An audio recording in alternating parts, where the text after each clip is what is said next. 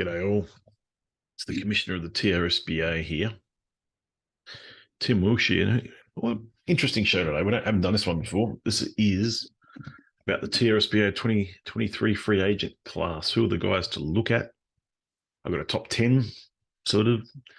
I'd say some of the names outside the top 10 probably belong in the top 10, but here we go. This is sort of like a bit of a guide. So if you get lost when it comes to free agent bidding, like a lot of teams did last year, letting the Barbarians snag a bunch of good players, then keep an eye on this list, please. Please, please, please.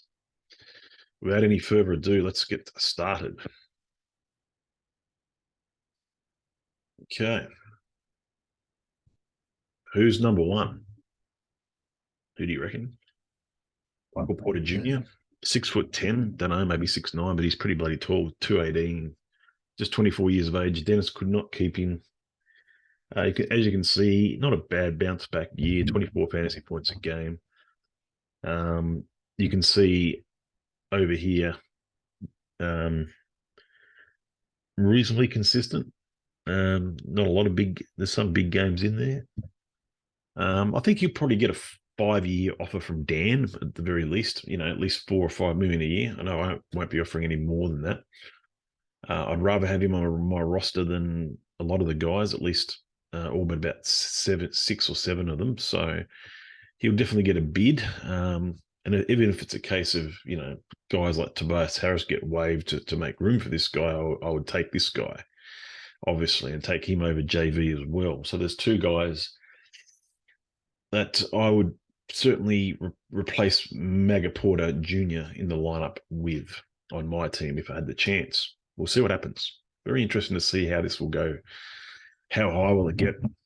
Well, it could go very high but I don't think he's worth. And we've seen so many times where players, Gordon has a year similar to this, and Aaron Gordon, and they go for 8 or 9 million a year, and then those contracts are just impossible. Now with the player getting better, we're resigning with the values going up. I just can't see this guy getting more than $6 million a year. But I could be wrong, but I would not be offering more than $6 million a year for this guy. And that's that. Next one. Now, this is an interesting one because you look at those stats, 18.7, 64 games. You'll notice one thing. This is only 2 years in the league for Austin Reaves, but he has not registered a TRSBA game yet, despite how good he has been at times. And you have a look at those numbers, especially toward the end of the year. Maybe people couldn't sign him. There's a big gap there in the middle. He's getting better all the time. He's definitely going to crack about 22 FP minimum next year. It could be as high as 25, 26. So we'll see what those projections come out at. I'm going to be definitely making an offer on this guy. No doubt about it. Multi-year offer too. He's good. Very good player. And he's done quite a lot to show that with an aging Laker team that he puts it upon himself to give himself good minutes. He's a good trusted shooting guard. He's a very accurate shooter. He's become unbelievably good for someone who not really drafted. So Austin Reaves. Chris Paul, we had him. It was very good, very solid, from the end of the season. So he 27 fantasy points a game. He played 59 games. It's because of his age. He's 38 already, and that makes it hard for people to protect him when it comes to 11 slots. And that makes sense, especially he's not going to be better than this 27 fantasy points a game. He's still going to get maybe 25, but he might retire. Who knows? But I'll put him on here because he'll get at least a 1-year, $3 million offer, I would think. Will he get multi-year? I don't think so, but we'll see. We'll see what happens. This guy here, a bit of a conjecture toward the end of the year, Cameron Johnson. As you can see, played 14 games with the Wolfhounds, had a big amount of time off. They waived him controversially, and he tried to land with the Barbarians. So he's improved every year, 12, 14, 18, 22 fantasy points a game. He's in a position where he should get that at least. He's going to be a valuable bench player to any team, I think. Next, we've got Jordan Clarkson. Now, I just want to put his every year of his stats there because he has not been under 18 fantasy points a game. He's always been really good last year. It was solid 27 fantasy points a game, well and truly his best. The Saints got him off the free agent list, or they got traded. Hurricanes traded to get him, and he had the 1 year deal, and he was meant to be there to help them come the playoffs. And he was good, but I think he's reached a peak. I mean, he's 30 years of age. He's going to get some a 2 year offer, maybe. I don't think it's worth looking much more than that. But we'll see what happens with someone like Jordan Clarkson, whose fantasy points stats are probably the highest out of the free agents. Trey Jones, now everyone knew that he went into a situation where he was going to get stats, 22.9 fantasy points a game. He helped the Barbs at times throughout the year. Yeah, 29.2 minutes is fantastic. Good number of assists, good number of, didn't block any shots, but he's a free agent, so just make sure he doesn't go back to the Barbarians. But we don't know. They're going to have Victor Wembanyama on the Spurs. Not sure who their point guard is. It could be this guy. His brother is still pretty good, and what you've got to remember with his brother Tyus, you can have a look at that. He's been consistent all year round, 18.2 fantasy points a game. Definitely his best year. But with him, once we get the lead, what happens with Jar, there's going to be a suspension to start the season, which means this guy's going to start, which means let's get him. Let's get some money on this guy. We drafted him in pick 15. He's 27 years of age, so he will probably get a little bit of interest. Now this guy's an interesting one. I mean, he's getting good numbers when he plays big minutes, especially. You can see some monster games there. He's got 1, 2, 3, 4 games over 40 fantasy points. That's amazing. And he's got a bag there where he's playing quite well. He gets 17.6 fantasy points a game in just 18 minutes. Imagine if he got 28 minutes. What do you do? So he's very, very good, but he's playing on that team with Rudy and Towns. Will they both keep them both? This guy is very good, though. He's very young. He's only 23 years of age, and he's already had 3 seasons in the league. So he's an interesting one. Certainly one to watch. Killian Hayes, now a number 8 pick, 3 seasons now. Had an opportunity, 18.9 fantasy points a game. Went around with a couple of different teams this year. Barbarians, a couple of games. Red Devils had him for 19 games as well. They traded him to the Red Devils in December. He got signed as a free agent. The Snipers actually waived him back on the 24th of October. He was okay then. I mean, the thing is, with Cade Cunningham back, and we don't know who they're going to draft with that 5th pick, but it should be a forward, you'd think.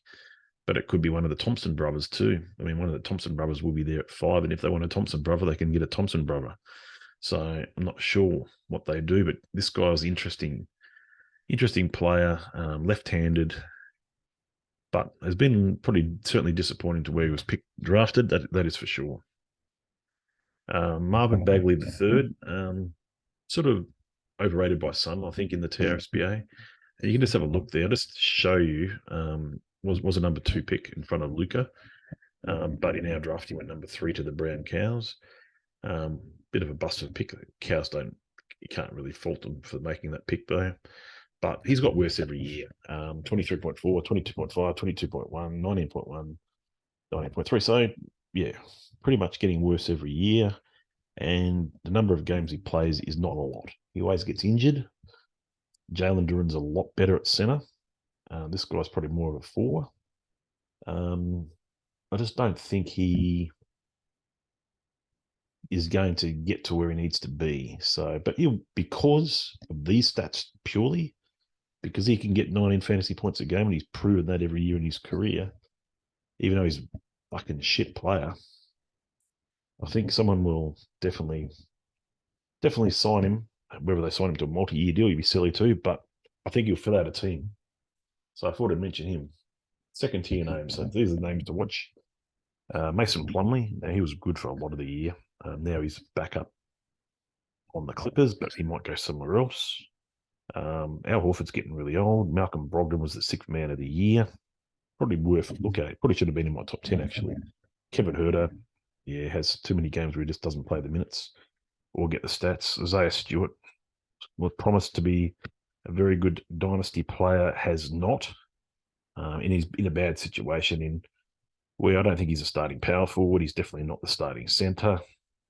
It's a tough one for Isaiah Stewart.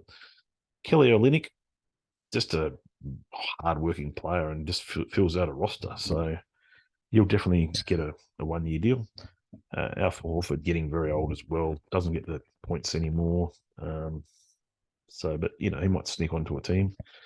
Kyle Anderson had a really good comeback year last year. I expect him to get picked up. And surprisingly, all those rebounds that Kevon Looney, if he stays as the only capable starting center for the Warriors, then he will be worth playing. That's for sure. Third tier names, Malachi Branham, Josh Green. I mean, Branham, we nearly looked at trying to protect, but we don't know. I mean, we just felt that Vassell was out. With Vassell coming back, Branham's not really an assist or a rebound guy. It's just a one-dimensional scorer. Could be good that way. Josh Green, good. Jaden McDaniels, I think Bruce Brown, KCP, THT. That's Taylor Horton-Tucker. Nemhard was, a second-round rookie that got a lot of minutes. Was definitely playing in the TRSBA. Daniel Gafford. Now, actually, he probably should have moved up into one of his other tiers. He's quite good and had trade value, actually, believe it or not. Derek White, he's still very good, very underrated. Max Strus, very solid. Okay, we're looking at some other names. Looking at Mike Conley. Minnesota starting point guard was okay at the campaign. Chris Dunn, yep. Anthony Melton. Now he's a good player, man. Especially if Harden leaves, then Melton could be good. Melton could be really, really good, especially if Harden goes to Houston, which that's meant to be Isaiah Hartenstein. Sorry, Cam Thomas, one-dimensional scorer. Terrence Mann, Jose Alvarado, Bogdan and Bojan. Now, these are the two guys here earlier I spoke about that stolen by Matty McDermott. They were good, deep role players on that team for nothing. Don't let it happen again. The big Dick Richards. With Plumlee gone, it's just going to be him and Mark Williams. So I think they can get 24 minutes each a game or something like that. Both are probably rosterable. Gordon Hayward. Damn, sign him. I don't know. Sleepers. Santi Aldama. Nikhil Alexander-Walker started to get some minutes toward the end of the year with some injuries. Grayson Allen, just someone you can always get off the free agent list. Lonzo Ball was waived, so I put him on this list because we don't know when he's going to come back. We think he might be out another whole year, which would be very disappointing. But will someone protect him and bring him down? Christian Brown. Now this guy's getting lots of minutes for the Denver team, so he's going to keep getting better. I think he's going to jump and get above these KCP type players at some point. One of Dennis's favorite players, Jalen Johnson. Jalen Johnson. I think he'll boot Collins out of there, or Collins is gone and he'll start. It could happen. He's a good player. I like him. Jock Landale's good, but will he get the opportunity? Just don't know. Kira Lewis. People forget this guy's like a top 10 draft pick and got the opportunity. Can do something maybe one day. I drafted a guy called Jaden Springer. May come into being useful if Harden goes, but he's only 20, this kid. He's young, can play defense, got a lot of potential. Jalen McDaniels, I think we mentioned Jaden before. Norman Powell, Clipper scoring guy, can score. Gabe Vincent, Isaiah Joe. And I think that's about it, guys. That's all the ones that I could find. I don't even think Isaiah Joe was listed, but yeah. Let me know what you think, guys. Let me know.